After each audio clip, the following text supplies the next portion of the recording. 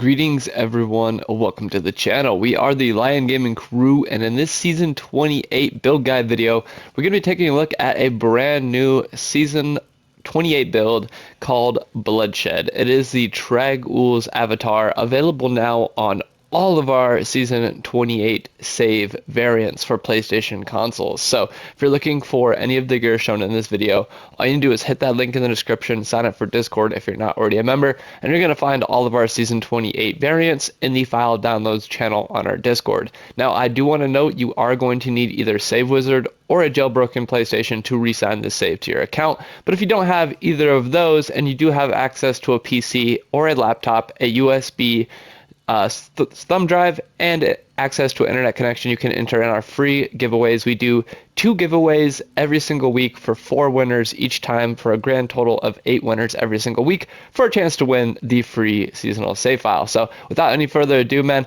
but before we jump into this video though, I do want to shout out each and every single member of our Discord community and each and every single member of the YouTube community, man. We're growing day by day, and it just inspires me to work even harder to bring you guys even more great content. So truly thank you all, and without any further ado, let's go ahead and jump right on into this build guide. So for the main weapon, we are picking up the Funerary Pick, and it is codenamed Bloodshed, dealing 9,326,264 damage per second, and it is socketed with 2 soul shards as well as the Gem of Ease, so it's going to free up a lot of space for us to assign more affixes to give us higher damage output and just more fun, man. Like, look at all these damage. Like, we got 14,000 to 16,000 regular damage. We got cold, fire, lightning, poison, holy, and thorns damage down there at the bottom, as well as a crazy percent damage value at 1,500%. You're also getting a bit of intelligence at 1,000. You get increased attack speed, critical hit damage, and critical hit chance, as well as some life per hit, so not too bad. We're going to scroll on down here and see the additional affixes. From the Gem of Ease, you're getting 8,000 experience per kill. We got a Season 25 Soul Shard affix on there that says when you kill an enemy, you deal the damage done by the death blow to all enemies within 25 yards. Pets and followers cannot trigger this effect, which is pretty decent, not gonna lie. It is also sanctified with the sanctified affix for the Army of the Dead. It's just on there if you want to use it. I feel like this one has a higher use case than the Death Nova one, although we are going to be using Death Nova, so like it's really just on there if you want to use it, because I felt like even with the Death Nova one, it really doesn't change how this build performs all that much. So the actual legendary bonus is Siphon Bloods drains blood from 2 additional targets. Each target takes 300% increased damage from you. Unless there's only 1 target, then it gains double the increased damage, so that's 600%. The bonus from Siphon Blood Power Shift is now 20% per stack and benefits all skills, which is super duper nice. Moving on into the first piece of the Trag'Oul's avatar, we do have the 2-piece, 4-piece, and 6-piece set bonus. No Ring of Royal Grandeur needed here. We got all of the pieces, so you can feel free to socket whatever you want in that cube and that jewelry slot. Some really good affixes that I want to highlight right off the bat are that intelligence value, as well as the 30,000 life per hit and the 40,000 thorns damage, which is nice. And it also has the Season 25 Soul Shard affix. Killing an elite enemy reduces all your active cooldowns by 5 seconds. And you also get 12 to your maximum essence, which is not too bad at all.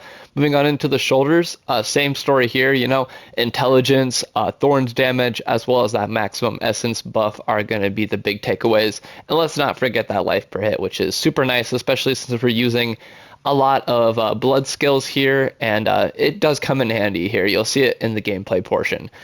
For the chest, this is hitting over 10,000 intelligence if you count the augment, which is super duper nice. On that though, pretty much standard, has everything we've seen on the gloves and the shoulders.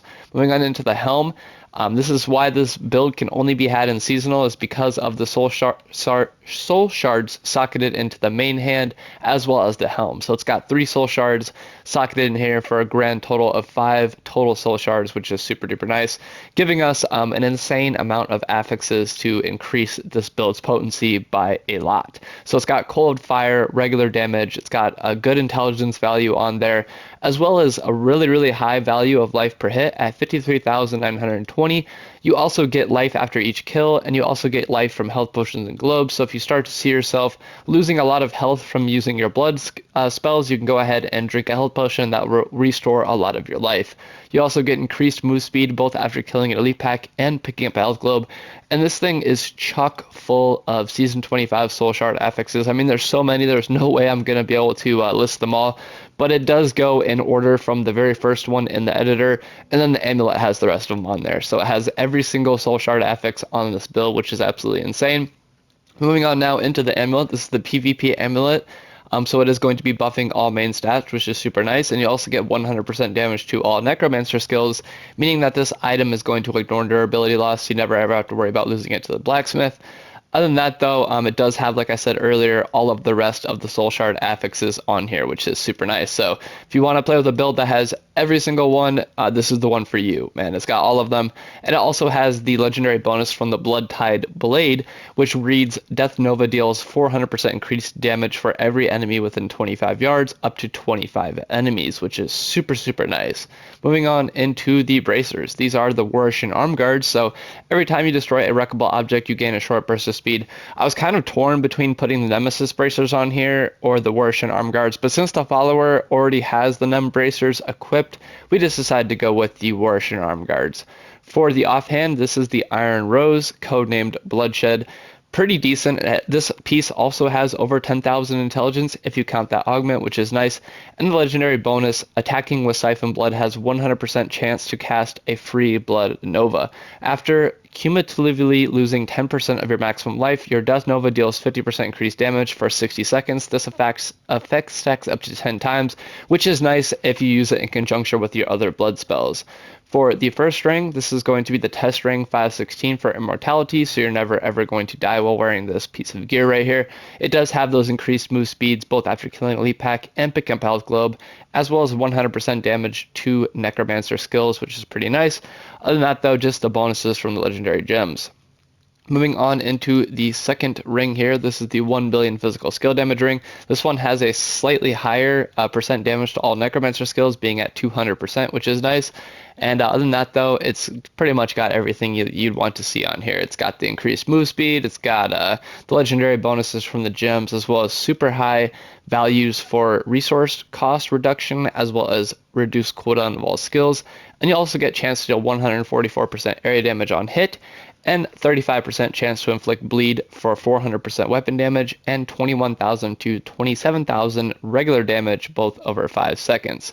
For the boots, these are just pretty standard. These have magic item find. I did forget to note that the bracers do have magic item find as well. So you have a grand total of 50% magic item find, so not too bad at all. For the pants, these ones are really just stacking a lot of intelligence. I mean, it's literally almost at 11,000 if you count that augment, so that's absolutely great. And for the belt, this is the Dante's Binding Belt.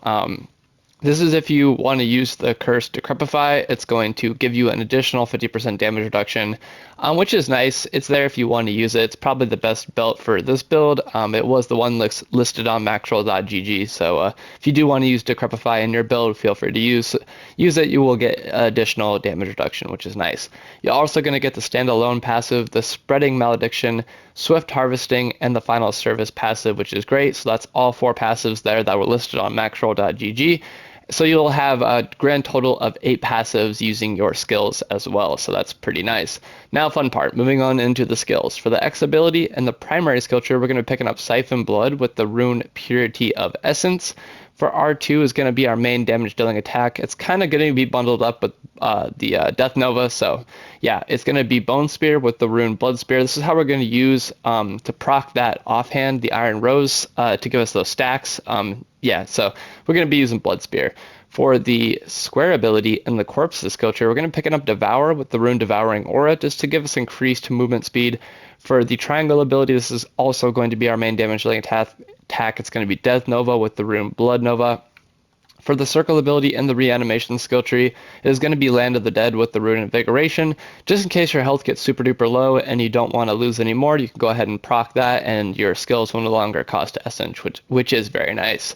And for that mobility skill, in the Blood and Bone skill tree, we're picking up Blood Rush with the rune Metabolism, just so we can get that extra charge to move around the map relatively quickly. Passive number 1, we're going to be picking up Fueled by Death. Passive number 2, Overwhelming Essence.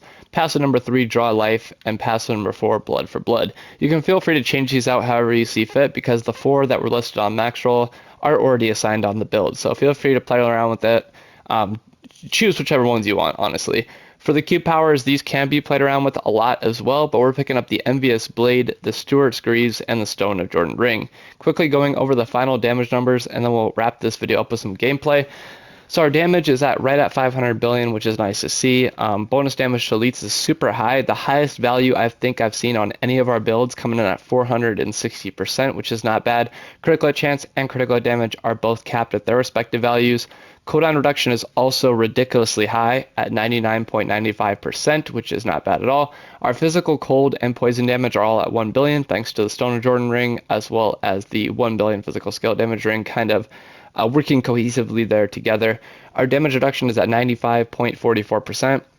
With our resistances being super duper high, you're never going to have to worry about taking any elemental damage because they're all at 97.65%.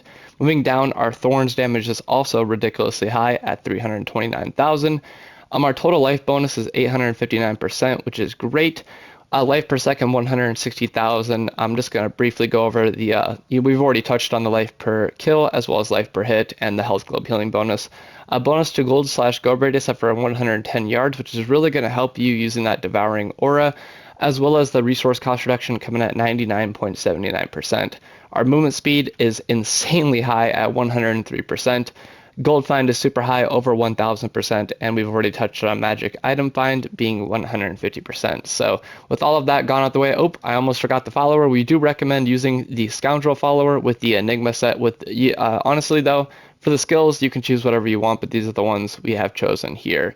And we are using the token which says your follower cannot die. That's very crucial if you want to push Grid or Rift level 150s. If you don't really play 150s all that much, you don't really have to worry about it, but that is definitely a necessity for pushing GR 150s, at least if you want to keep the Numbracers bonus equipped. So every time you hit a Shrine and Pylon, you spawn an enemy champion.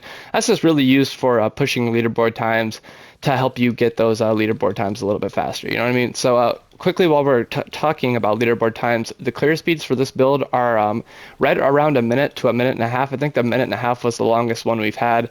All the other ones wrapped right around a minute, which is pretty consistent. This build is very, very potent, and it is a lot of fun to play. And since we're talking about the build being consistent, how you want to rock this build, there's kind of two separate ways you can rock this build. The first way is the way I like to play it, and it's basically becoming a caster, kind of sitting back and casting your Land of the Dead and then using your Blood Spear. But you kind of want to rock it like wait for your Land of the Dead to kind of run low, and that way you can take a little bit of damage from casting your Blood Spear like we are right now, and then that's when you want to cast Land of the Dead, just so you can get that offhand bonus from the Iron Rose, because that effect does stack up and it does give you enhanced damage, which is really, really nice. Other than that, though, if you want to, just telly stomp the enemies, you can go up into a big group of enemies, use your Blood Rush ability, and then cast your Triangle ability, which would be your Death Nova. And that also is a viable way to play this class. So there's two kind of separate ways to play. You can just go up to them and cast that Blood Nova, which is instantly going to wipe them off the face of Sanctuary here. Or you can sit back and cast your Blood Spear. So it's kind of really up to you on how you want to play, but this build does offer a lot of versatility, and it's a lot of fun to play. So I'd highly recommend this to anyone who's wanting to try out a new Necromancer build, which offers a lot of versatility into playstyle and stuff like that. And it is very easy to learn. Doesn't have much resource cost, or anything like that, too much to maintain. It's basically really easy. Just cast your, Land of the Dead, then sit back and cast your Blood Spear, or you can teleport and cast your Death Nova, because both of them are going to do insane damage, and they're going to be very, very easy. You can also sit back and cast your Siphon Blood as well. That will do good damage, and it'll also slow enemies. So I hope you all enjoyed, man. If you did, definitely let me know by dropping a like, and I really appreciate you all for watching. If you made it all the way till the end, you're an absolute legend. I really, really appreciate your support. Leave your thoughts and feedback down in that comment section down below, as always, and I can't wait to catch you all in a future video coming out soon. Stay safe, stay happy, and last but not least, stay gaming. Lion Gaming Crew, signing out.